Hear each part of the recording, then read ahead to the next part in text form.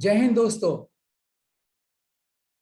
भारत की स्वाधीनता के अमृत महोत्सव में आप सबका स्वागत है। मैं आपको ब्रिटिश साम्राज्य के बारे में कुछ बताना चाहता हूं। ब्रिटिश साम्राज्य ने हमारे देश में किस तरीके से क्रिश्चियनिटी फैलाने की कोशिश की और कन्वर्जन का बहुत बुरा खेल खेला। 2000 वर्ष पहले चलते हैं। 2000 वर्ष पहले क्राइस्ट इस धरती पर आए थे, यहूदियों के बीच में आए थे। उस समय क्रिश्चियनिटी नहीं थी, यहूदियों के बीच में आए थे और यहूदियों के आध्यात्म को बढ़ाने के लिए उन्होंने समाज सेवा करी थी। यहूदियों ने ही उन्हें सूली पे चढ़ाया था, परंतु क्राइस्ट के जो फॉलोअर्स थे उन्होंने क्राइस्ट के नाम पे एक नया धर्म शुरू कर दिया, क्रिश्चियनिटी। क्राइस्ट ने शुरू नहीं किया, उनके फॉलोअर्स ने शुरू कर दिया क्रिश्चियनिटी। जगह जगह जाकर उन्होंने क्राइस्ट का मैसेज फैलाया और लोगों को कन्वर्ट करना शुरू कर दिया। एक तो होता है केवल मैसेज फैलाना और एक होता है उनका धर्मांतरण करना कि अब आप अपने धर्म को छोड़ के आप क्रिश्चियनिटी में आ जाओ। और जैसे जैसे लोग क्राइस्ट के फॉलोअर्स बनते चले गए, धर्मांतरण होता चला गया, पूरे के पूरे गांव कन्वर्ट होते चले गए। तो हर गांव का नाम उन्होंने कर दिया ये क्राइस्ट का गांव है। और ऐसे धीरे धीरे धीरे धीरे बहुत जगह क्रिश्चियनिटी फैलने लग गई और विश्व के अंदर बहुत अच्छे से फैल गई। वहां से हम आते हैं भारत की ओर। ब्रिटिश साम्राज्य में क्या हुआ? 1835 में एक डॉक्टर डफ होते थे, उन्होंने चर्चों की एक सभा में घोषणा करी थी कि जिस जिस दिशा में पाश्चात्य शिक्षा प्रगति करेगी उस दिशा में हिंदुत्व के अंग टूटते जाएंगे और फिर हिंदुत्व का कोई भी अंग साबुत नहीं रहेगा। पिछली बार मैंने मकौले के बारे में बताया था। एक तरफ मकौले आए, उन्होंने भारतीय की शिक्षा पद्धति को तोड़ा और दूसरी तरफ ये डॉक्टर डफ ने कोशिश करी कि हम किस तरीके से धर्मांतरण करें भारत के अंदर। तो भारत की संस्कृति, भारत का धर्म, भारत का हिंदू धर्म, भारत का सनातन धर्म,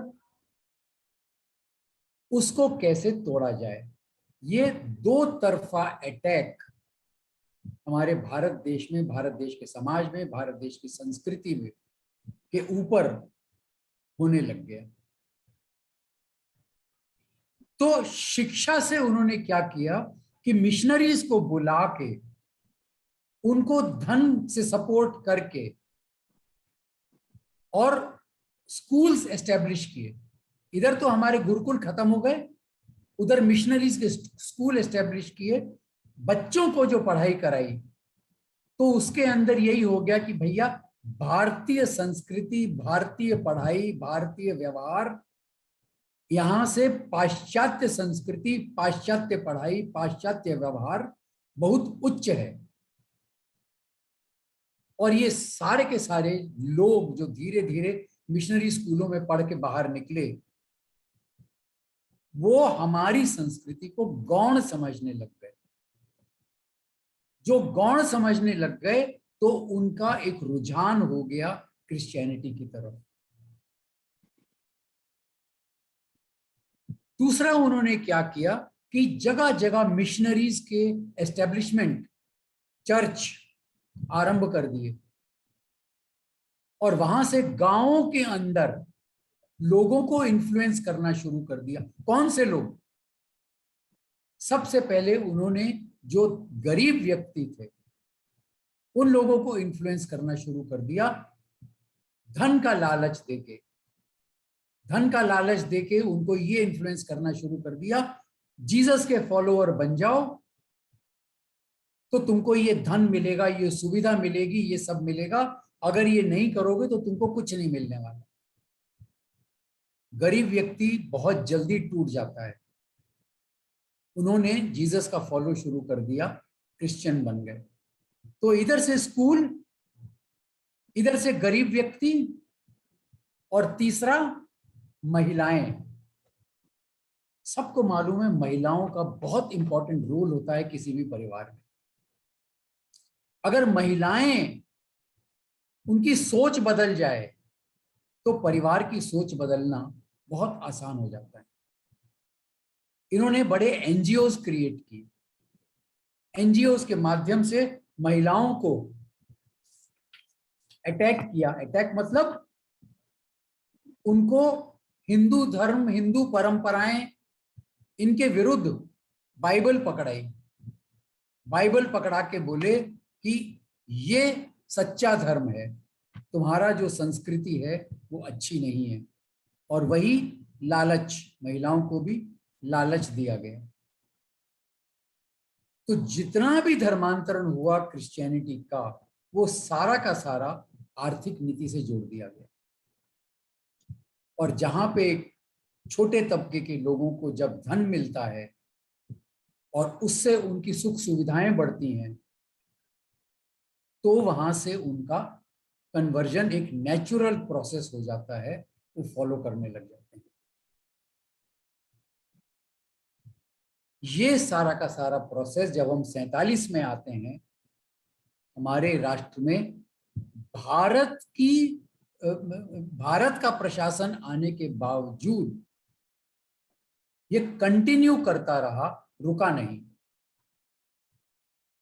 और सबसे पहले नेहरू के बारे में आप सबको मालूम होगा, एक मिशनरी, मेरे को नाम याद नहीं आ रहा है, एक मिशनरी गए नेहरू के पास कि जी पूर्वोत्तर भारत में मैं लोगों की सोल को सेव करना चाहता हूं। I want to save the soul of the people. What does it mean, save the soul of the people? Nehru भी जानता था, मूर्ख नहीं था। उन्होंने कहा हाँ जी आप कीजिए, और हमारे सारे पूर्वोत्तर भारत में सारे लोगों की सोल जो है वो सेव हो गई। आज वहां पे 90% लोग जो हैं वो क्रिश्चियन हैं।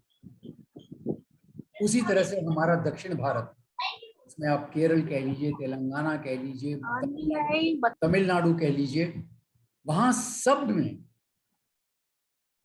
क्रिश्चियनिटी की भरमार है और आज भी कंटिन्यू कर रहा है। तेलंगाना के अंदर तो आज हमारा मुख्यमंत्री क्रिश्चियन बन गया है, और उसकी वजह से धर्मांतरण और क्रिश्चियंस को सुख सुविधाएं बहुत अत्यधिक मिलने लग गई। अभी रिसेंटली सबने सुना है, पंजाब के जो हमारे नए मुख्यमंत्री आए हैं, चन्नी जी, वो क्रिश्चियन सिख हैं, पगड़ी भी पहनते हैं, क्रॉस भी पहनते हैं।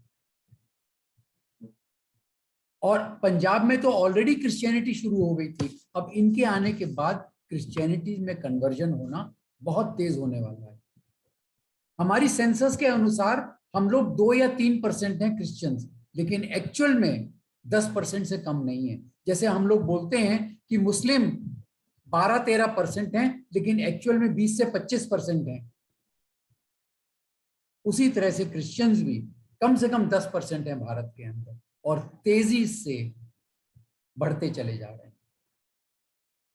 हमारी राजनीति क्या करती है?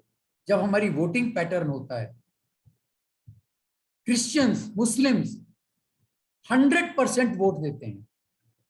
हम हिंदू 50%, 55% जाके वोट करते हैं। उसमें भी सेक्युलरिज्म के नाम से हम लोग किसी हिंदू पार्टी को वोट नहीं देना चाहते। ऐसी स्थिति के अंदर दोस्तों, भारत देश की जो संस्कृति है, हमारी जो प्राचीन हिंदू संस्कृति, सनातन संस्कृति खतरे में है। और ये खतरा अगर हम रोक नहीं पाए